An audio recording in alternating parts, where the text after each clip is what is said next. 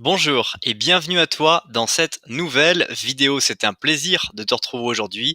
Et aujourd'hui, on va voir les 6 compétences que tu dois maîtriser pour attirer le succès. Donc dans cette vidéo, on va découvrir 3 choses.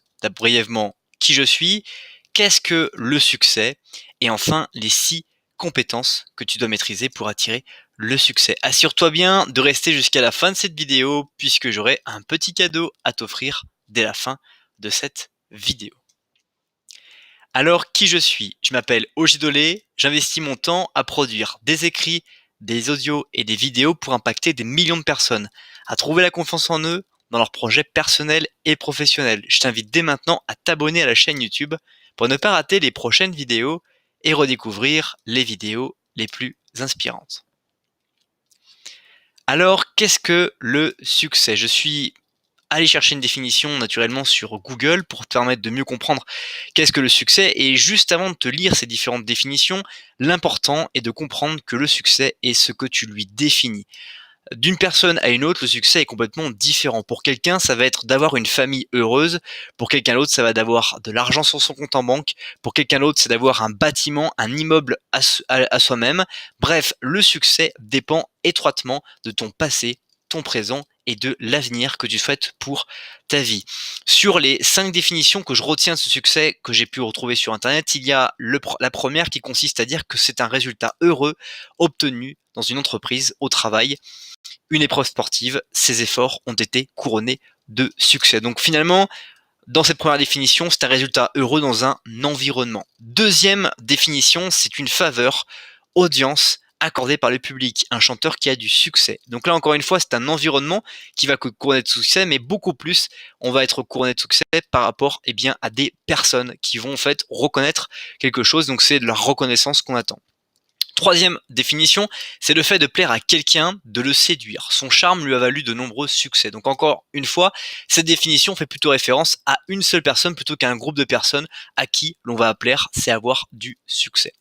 Quatrième définition, c'est fait d'être réussi et de plaire à quelqu'un. Son rôti a eu du succès auprès de ses invités. Donc là, c'est encore une fois une réflexion, mais avec une nuance par rapport à ce qu'on a pu voir sur un chanteur. C'est plutôt quelque chose que l'on a fait qui a eu un impact plutôt que celui que nous avons été qui a eu un impact. Enfin, cinquième et dernière règle qui propose la définition du succès, c'est que c'est une œuvre littéraire, film, roman, qui rencontre la faveur du public. Écoutez le dernier succès du chanteur. Donc on revient encore une fois un peu à la faveur accordée par le public. Alors tu te dis, ok, c'est très bien ces définitions du succès, ok, je vois un peu mieux moi comment je me situe par rapport au succès, comment je l'envisage dans ma propre vie, mais quelles sont les compétences que je dois maîtriser pour attirer le succès. C'est pour ça que tu as cliqué sur cette vidéo.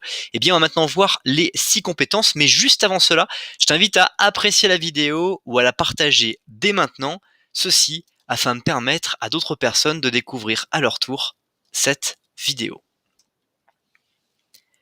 La première compétence pour attirer le succès, c'est une compétence qui a été expliquée par John Willink. J'ai fait des vidéos sur YouTube, tu retrouveras certainement sur la page de droite dans les suggestions, puisque j'ai fait en sorte d'avoir un tag attribué avec John Willink, et sa première compétence, c'est d'être discipliné. L'une des choses qui permet vraiment d'avancer vers ses objectifs et d'avoir le succès qui est lié à ses propres objectifs, eh bien, il est de décrire un processus et de devenir discipliné dans la réalisation de ce processus. Si par exemple, je veux courir 20 km, 10 km, je vais définir une distance, un objectif, mais pour atteindre cet objectif, il faut que je cours. Mais pour courir, encore une fois, il faut que je me mette à travailler pour courir, que je me mette dans l'effort, que je fasse le premier kilomètre, le deuxième kilomètre, le troisième kilomètre. Donc il faut que je sois discipliné à enchaîner les kilomètres jusqu'à atteindre la distance que je souhaite. Donc il faut cette discipline. Alors là, je t'ai choisi un exemple relativement concret, mais dans la vie de tous les jours, tout n'est pas forcément concret. Il y a de l'abstrait dans la réussite et vers les objectifs dans lesquels tu dois aller. Une fois que tu as écrit un processus, tu dois constamment te poser la question si tu es bien en train d'aller vers ton objectif et de maintenir cette discipline pour continuer et traverser là le désert qui va à un moment donné se présenter à toi dans le processus. Tu vas commencer un processus par la motivation de ton objectif et puis quelques temps plus tard, tu vas te rendre compte que tu seras moins motivé, mais ton habitude sera présente pour te permettre de continuer à être discipliné. Et c'est justement l'ingrédient important de cette recette pour la réussite, c'est la discipline. Deuxième compétence à absolument obtenir ou à maîtriser pour pouvoir attirer le succès, c'est de se pousser. C'est un petit peu lié à justement ce concept de discipline, mais Dan Lok explique finalement se pousser, c'est se motiver encore une fois, eh bien, à aller plus loin que ce que l'on peut faire. Parce que des fois, quand on va entrer dans un processus, on va avoir cette habitude positive de continuer à être discipliné, mais on va pas se pousser à vouloir améliorer encore mieux le processus pour aller plus vite vers son objectif. On va pas finalement se faire du mal, on va trop se conserver en zone de confort parce que, eh bien, on se dit que ça va passer comme ça et on va pas finalement se pousser, ce qui est vraiment regrettable si on ne le fait pas.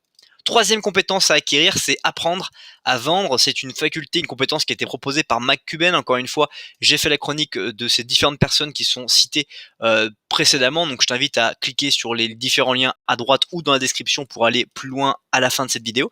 Et apprenez à vendre, c'est l'une des facultés et des compétences qui est bien trop souvent négligée. Très souvent, on suit des cours de façon vraiment standard. On va être à l'école et on n'apprend pas à vendre à l'école. Si tu n'as pas fait une école spécifique de vente, tu ne sais pas les leviers psychologiques, les leviers éducationnels, relationnels d'une personne quand tu fais une vente par rapport à ses objections, comment répondre à une objection, etc.